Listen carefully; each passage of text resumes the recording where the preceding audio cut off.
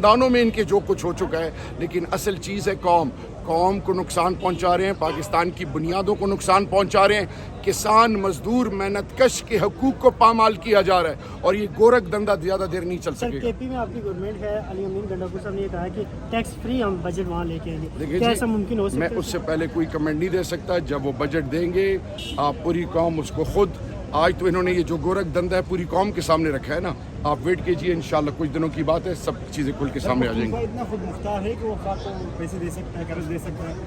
देखें, तेल और गैस को 8 हंगू करक हम अरबों रुपए नेशनल एक्सचेकर में देते हैं। बिजली कहाँ से आती है? ओवरसीज पाकिस्तानी रेमिटेंसेस जो बेचते हैं। खैबर पख्तूनख्वा के कितने लोग हैं? खैबर पख्तूनख्वा से मुख्तलिफ चीज़ों में जो पैसे वफाक के पास जाते हैं, बदकिस्मती से ये खैबर पख्तूनख्वा को अपने बुनियादी हकूक़ नहीं दे रहे। पहले मेरी रॉयल्टी, मेरे हकूक़ जो हमारी ड्यू अमाउंट है वो नहीं दे रहे। 3% फ्रॉम डिविजिबल पूल, जब इन्होंने मर्जर किया था फाटा को, उनके बुनियादी हकूक़ आज भी सलम हैं। क्या ये इंसान नहीं है? बलूचिस्तान के साथ क्या हो रहा है?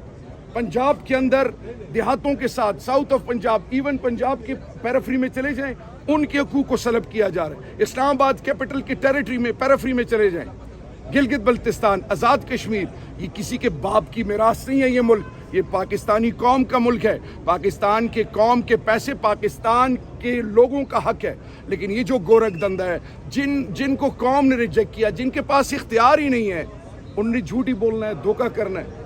IMF के अंधी तकलीद में ये करने जो जा रहे हैं, ये आपको ये फिगर्स जो हॉन्ट करेंगी, खासकर सैलरीड क्लास, खासकर मजदूर, किसान मजदूर, और किसान को तो वैसे ही इन्होंने मार दिया है। तो याद रखें, जो भी जुल्म करता है वो मिट जाता है।